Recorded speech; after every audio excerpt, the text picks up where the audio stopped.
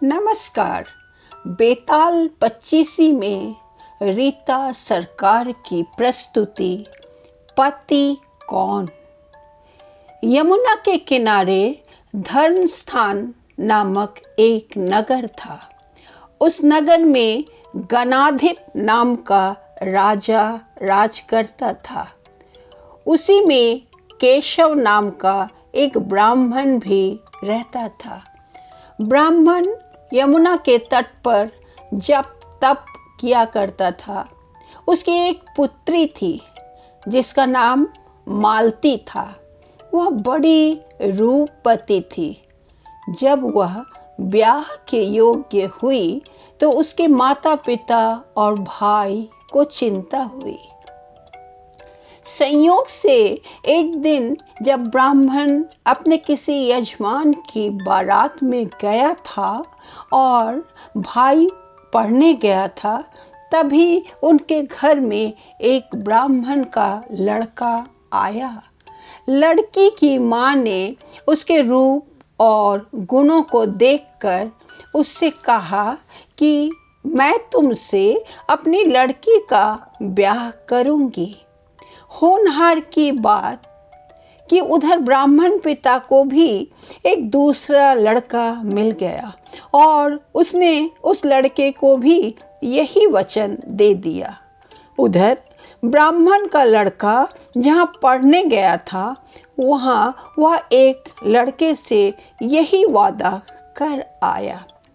कुछ समय बाद बाप बेटे घर में इकट्ठे हुए तो देखते क्या हैं कि वहाँ एक तीसरा लड़का और मौजूद है।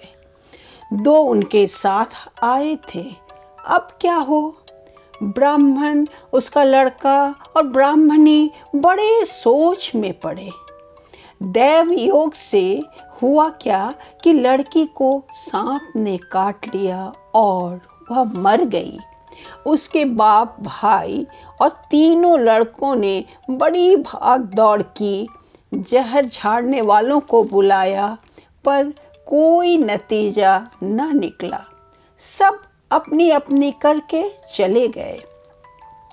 दुखी होकर वे उस लड़की को शमशान में ले गए और क्रियाकर्म कर आए।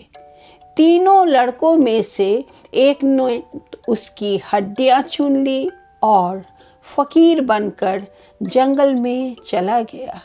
दूसरे ने राख की गठरी बांधी और वहीं झोपड़ी डालकर रहने लगा। तीसरा योगी होकर देश देश घूमने लगा। एक दिन की बात है, वह तीसरा लड़का घूमते घामते किसी नगर में पहुंचा और एक ब्राह्मणी के घर भोजन करने बैठा। जैसे ही उस घर में ब्राह्मणी भोजन परोसने आई कि उसके छोटे लड़के ने उसका आंचल पकड़ लिया।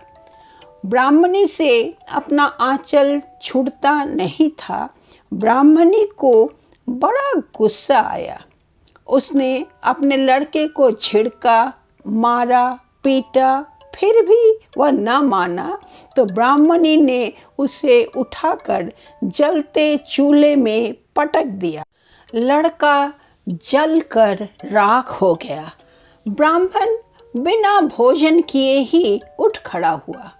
घर वालों ने बहुत तेरा कहा पर वह भोजन करने के लिए राजी न हुआ। उसने कहा, जिस घर में ऐसी राक्षसी हो उसमें मैं भोजन नहीं कर सकता। इतना सुनकर वह आदमी भीतर गया और संजीवनी विद्या की पोथी लाकर एक मंत्र पढ़ा। जलकर राख हो चुका लड़का फिर से जीवित हो गया। यह देखकर ब्राह्मण सोचने लगा कि अगर यह पोथी मेरे हाथ पड़ जाए तो मैं भी उस लड़की को फिर से जिला सकता हूँ। इसके बाद उसने भोजन किया और वहीं ठहर गया। जब रात को सब खा पी कर सो गए तो वह ब्राह्मण चुपचाप वह पोथी लेकर चल दिया।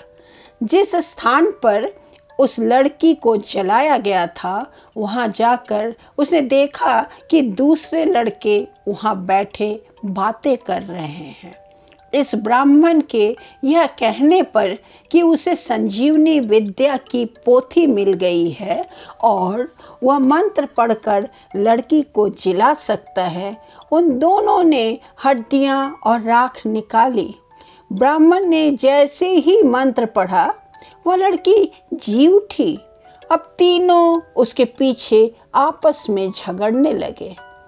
इतना कहकर बेताल बोला, राजा बताओ कि वह लड़की किसकी स्त्री होनी चाहिए। राजा ने जवाब दिया, जो वहाँ कुटिया बनाकर रहा उसकी। बेताल ने पूछा, क्यों? राजा बोला, जिसने हड्डियां रखी वह तो उसके बेटे के बराबर हुआ। जिसने विद्या सीखकर जीवन दान दिया वह बाप के बराबर हुआ। जो राख लेकर रमा रहा वही उसकी हकदार है। राजा का यह जवाब सुनकर बेताल फिर पेड़ पर जा लटका।